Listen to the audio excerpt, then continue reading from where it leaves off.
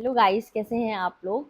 आज हम big boss OTT season 3 के बारे में बात करेंगे, जो कि अभी कुछ दिनों पहले ही स्टार्ट हुआ है और हम सब ने अपना ओपिनियन इसके कंटेस्टेंट्स के बारे में बना लिया है। बहुत ही इंटरेस्टिंग कंटेस्टेंट्स लाए हैं इस बार, तो मैं भी अपना ओपिनियन शेयर करूंगी इस सीजन के सारे कंटेस्टेंट्स के बारे में। अगर आप उससे अग्री नहीं करते हैं या इवन आप अग्री करते हैं तो भी मुझे कमेंट करके ज़रूर अपना ओपिनियन बताइएगा। जो भी आपके मन में हो प्लीज़ कमेंट कीजिएगा। और अगर आपको मेरा वीडियो पसंद आता है तो प्लीज़ इसे लाइक कीजिएगा, और अगर आपने मेरा चैनल अभी तक सब्सक्राइब नहीं किया है तो प्लीज़ जाके मेरा चैनल सब्सक्राइब कीजिए, ताकि आपको आगे आने वाले वीडियोस की नोटिफिकेशन आ जाए। Let's start. सबसे पहले बात करते हैं रणवीर शोरे की। वो एक बहुत अच्छे एक्टर है, वो हम सबको पता है, और वो बहुत एंटरटेनर भी है। मतलब बिग बॉस हाउस में he is like decent guy और ही इज़ एंटरटेनिंग अलॉट। कभी कभी अपनी भावनाओं में बह जा रहे हैं, लेकिन अदरवाइज वो मुझे ठीक लग रहे हैं, बाकी लोगों से ज़्यादा बेटर लग रहे हैं। बस उनका प्रॉब्लम ये है, वो इतना खाने की क्या बात करते रहते हैं। खाना खाना खाना, अंडे, मतलब आई मीन उनकी पर्सनैलिटी देख के लगता नहीं है कि वो इतना खाते होंगे जितनी वो खाने पे बात करते हैं। वो आप देखोगे तो हमेशा वो खाने के अराउंड रहते हैं।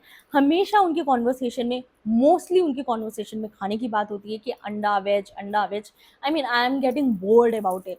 Seriously he should stop talking about food and do something else. उनकी पर्सनैलिटी देख के बिल्कुल नहीं लगता कि वो इतना खाते होंगे। तो रणवीर शोरे। अब हम बात करते हैं शिवानी कुमारी की। शिवानी कानपुर से हैं, मैं लखनऊ से हूँ, हम दोनों सेम ही स्टेट से हैं। कानपुर और लखनऊ का अजीब सा रिश्ता है।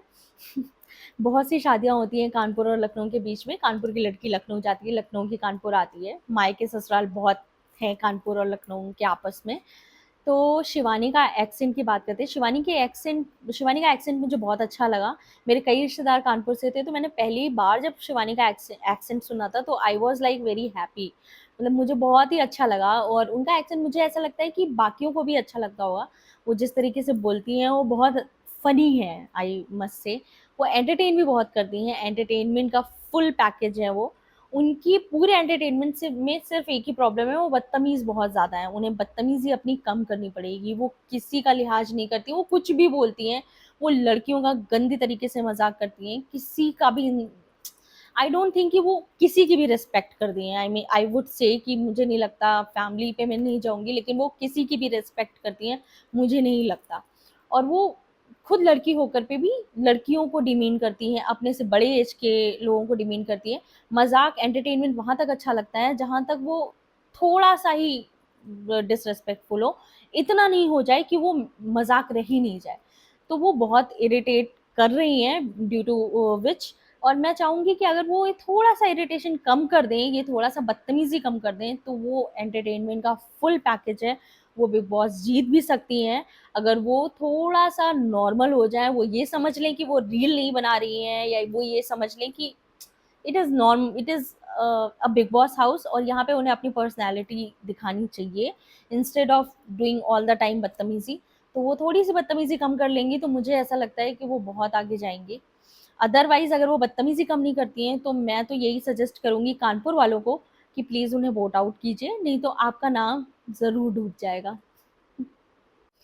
तो guys, we are now talking about Vishal Pandey. तो विशाल पांडे की रील्स हम सब ने देखी हुई हैं मेरे हिसाब से। मैंने तो उनकी रील्स देखी हैं, पर बिग बॉस हाउस में वो कुछ कर नहीं रहे हैं अपनी अपना एरोगेंस दिखाने के अलावा। वो बहुत ही एरोगेंट है, और उनकी एरोगेंस दिखती है कि वो कितना अपने अपने जिस लेवल पे वो हैं, या जितने उनके फॉलोअर्स हैं उसको लेके वो बहुत एरोगेंट है, और वो एरोगेंस दिखती है। तो Vishal is like a master class for arrogance. अगर किसी को भी ये सीखना है कि एरोगेंस क्या होती है और कैसे पोर्ट्रे की जाती है, दे शुड वॉच विशाल पांडे। तो इसके अलावा मेरे पास उनके उनके लिए कुछ भी कहने के लिए कुछ भी नहीं है। तो he should start doing something else also, तभी शायद हम कुछ ओपिनियन अपना उनके बारे में बना पाएंगे। अभी तक के लिए मेरे पास सिर्फ इतना ही है कि वो एक बहुत ही एरोगेंट इंसान है, उन्हें अपना एरोगेंस कम करना चाहिए। अब हम बात करेंगे लव कटारिया पे। तो कटारिया पर्सनैलिटी वाइज वो किसी की याद दिलाते हैं, वी ऑल नो एल्विश। तो वो एल्विश की याद दिलाते हैं बहुत ही अच्छी तरीके से। वो सिंपल एल्विश को कॉपी कर रहे हैं, उसके अलावा वो कुछ भी नहीं कर रहे हैं। जैसा एल्विश पहले थे हमारे पिछले ओटीटी सीजन 2 में, वैसा ही कर रहे हैं लव कटारिया। सिंपल उन्हें कॉपी कर रहे हैं और कुछ भी नहीं कर रहे हैं। वो जिस तरीके से मजाक करते थे, जिस तरह से उनका रहन सहन था, वो जैसे भी थे वैसा ही लव कटारिया फुल ऑन वही कर रहे हैं और कुछ भी नहीं कर रहे हैं। बट मैं एक चीज जरूर बोलूंगी कि एल्विश यादव में थोड़ा सा क्लास था। वो अगर मजाक करते थे, उनकी भाषा भी ठेठ थी, वो कई बार ठेठ भाषा का इस्तेमाल करते थे। वो जैसे भी रहते थे, जो भी करते थे, लेकिन उसमें थोड़ा सा एक क्लास था जो हमें अच्छा लगता था, जिसकी वजह से हम उन्हें पसंद करते थे, जिसकी वजह से एल्विश यादव जीत पाए थे। लव कटारिया में वो क्लास मिसिंग है। तो अगर वो एल्विश को कॉपी कर रहे हैं तो he should copy his class also, तभी बात बनेगी। Otherwise he should only show his personality, तब हमें शायद समझ आए कि लव कटारिया एक्चुअल में कैसे पर्सन है। ऐसे तो नहीं होंगे वो कि पूरा टाइम बस मजाक मजाक मजाक, किसी को डिमीन करना या कुछ भी करना। मुझे नहीं लगता कोई भी इंसान ऐसा होता होगा पूरा टाइम। कुछ तो उनका पर्सनल साइड होगा जो उन्हें अपना दिखाना चाहिए बिग बॉस में, ताकि हम रिलेट कर पाए, ताकि हम उन्हें समझ पाए। अभी तो लग रहा है कि हम एल्विश को ऑन रिपीट देख रहे हैं, बस शायद उनके लोकल वर्जन को जिसमें क्लास भी नहीं है।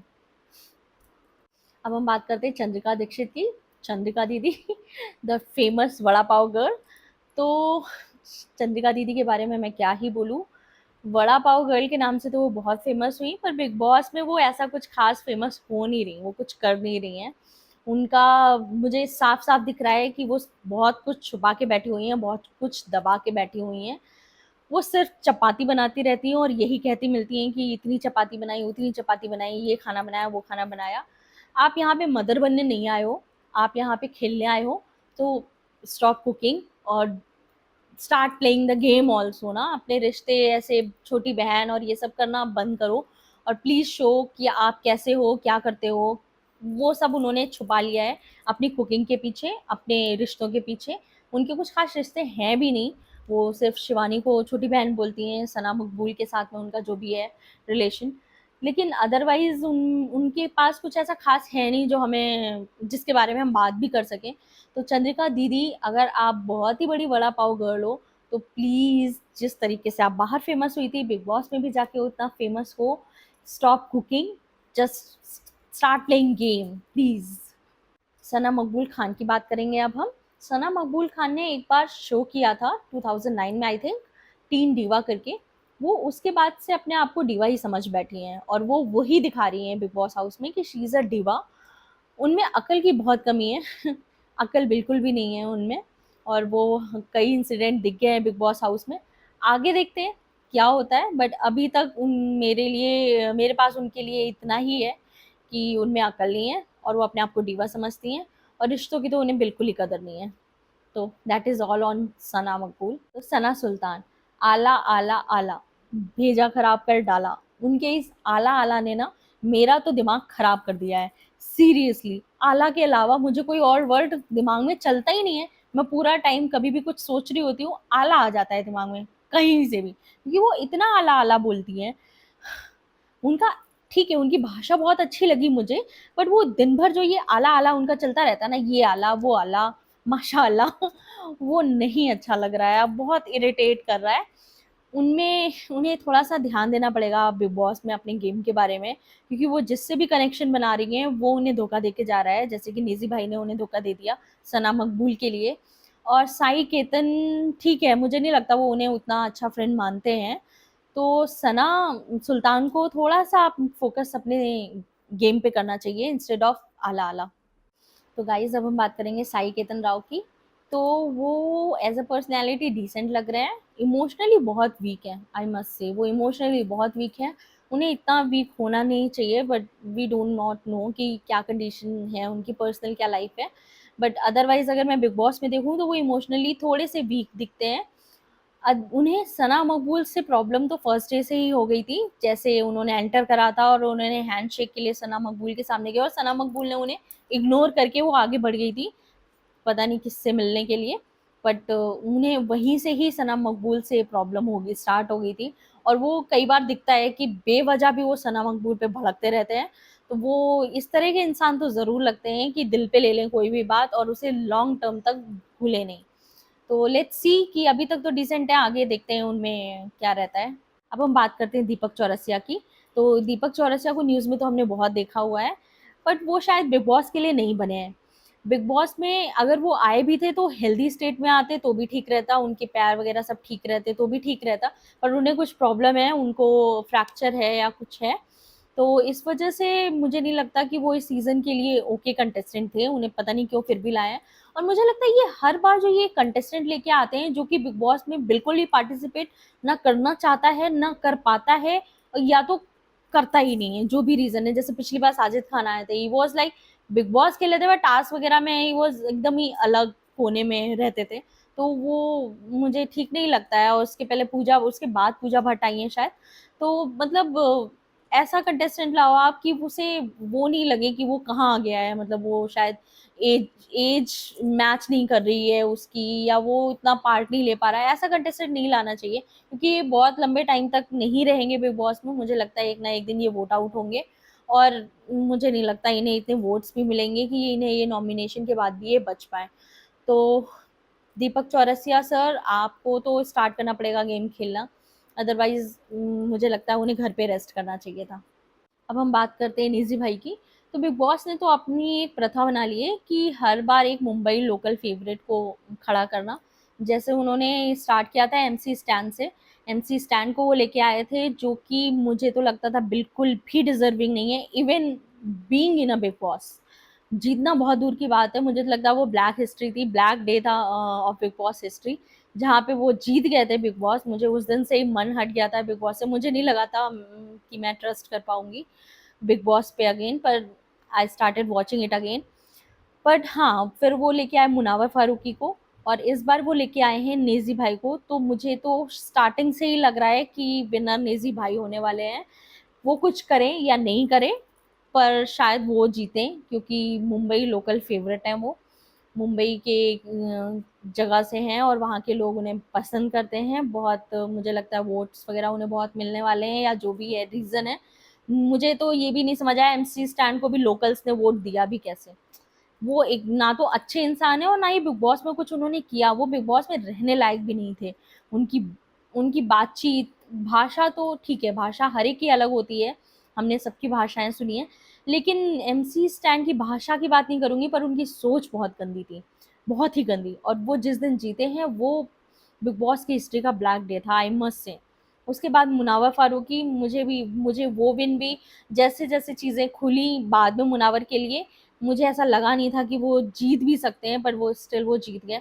और अब नेजी भाई हैं, नेजी भाई साफ साफ दिख रहा है कि वो इतने इंटेलिजेंट नहीं हैं, वो बिग बॉस में चिल कर रहे हैं, पर फिर भी मुझे ऐसा लगता है वो कुछ करें या नहीं करें, वो जीतने वाले हैं। तो गाइज, अगर नेजी भाई जीत जाते हैं तो इसमें कोई सरप्राइज की बात नहीं है, but I would say Naezy intelligent नहीं है, उन्हें गेम नहीं समझ में आती, या वो गेम खेल रहे हैं क्या है। मुझे तो लग रहा है वो बस सना मकबूल के इधर उधर ही घूमते रहते हैं, और कुछ भी नहीं कर रहे हैं वो। तो मुझे नेजी पर्सनली पसंद नहीं है, बाकी मुझे ऐसा लगता है कि वो जीत सकते हैं, देखते हैं क्या होता है। अब हम बात करते हैं अरमान, पायल और कृतिका मलिक की। तो मैं अरमान मलिक को 2 हफ्ते से ऑब्ज़र्व कर रही थी, और मैं जानने की कोशिश कर रही थी कि उस आदमी में ऐसी क्या क्वालिटी है जिससे इन दोनों लड़कियों को उससे प्यार हो गया, और एक ही हफ्ते में शादी भी कर ली, घर-परिवार छोड़ के शादी कर ली, सारे प्रॉब्लम्स होने के बाद भी शादी कर ली। मुझे तो नहीं समझ आता, मुझे ये एक नंबर का वाहियात आदमी दिखता है। इसमें इतना गँवारपना है, ये शिवानी को गँवार बोलता है, खुद कितना बड़ा गँवार है वो उसकी लैंग्वेज से ही पता चल जाता है। बिग बॉस प्लेयर है आई वुड से, क्योंकि कंट्रोवर्सीज क्रिएट करना और एक दूसरे को गंदा गंदा बोलना, ये सब कुछ, ये सारी क्वालिटीज हैं इसमें, ये बिग बॉस प्लेयर है। पर हाँ, जीतने के लिए बिल्कुल भी दावेदार ये नहीं है, ये नहीं जीत सकता। और दूसरी चीज़ मैं पायल के बारे में बोलूँगी, पायल का मुझे ऐसा लगता है कि अभी तक उन्होंने अपनी पर्सनैलिटी ओपनली नहीं दिखाई है, और हो सकता है वो आगे आने वाले टाइम में अपनी पर्सनैलिटी दिखाएं। और कृतिका मलिक के बारे में बात करूँगी, तो मुझे ऐसा लगता है कि कृतिका मलिक वैसी ही हैं जैसा दिखा रही हैं, बाकी आने वाला टाइम बताएगा कि वो कैसी हैं, पर अभी तक मेरी ऑब्जर्वेबिलिटी यही कहती है कि वो वैसी ही हैं जैसा वो यहाँ पे शो कर रही हैं। This is all on Big Boss OTT Season 3 contestants. तो आप ज़रूर कमेंट करके मुझे बताइएगा कि आप मेरे ओपिनियन से एग्री करते हैं या नहीं करते हैं।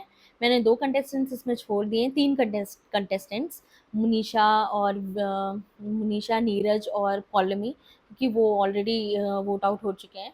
बाकी मैंने सारे कंटेस्टेंट कवर किए। अगर मैं किसी को भूल गई हूँ तो प्लीज़ मुझे कमेंट करके बताइएगा, और मेरे ओपिनियन से आप एग्री करते हैं या नहीं एग्री करते हैं, दोनों ही चीज़ें मुझे कमेंट में लिख करके ज़रूर बताइएगा। अगर आपको मेरा वीडियो पसंद आता है तो इसे लाइक कीजिए, शेयर कीजिए, और अगर आपने सब्सक्राइब नहीं किया है तो प्लीज़ इसे सब्सक्राइब कर लीजिए।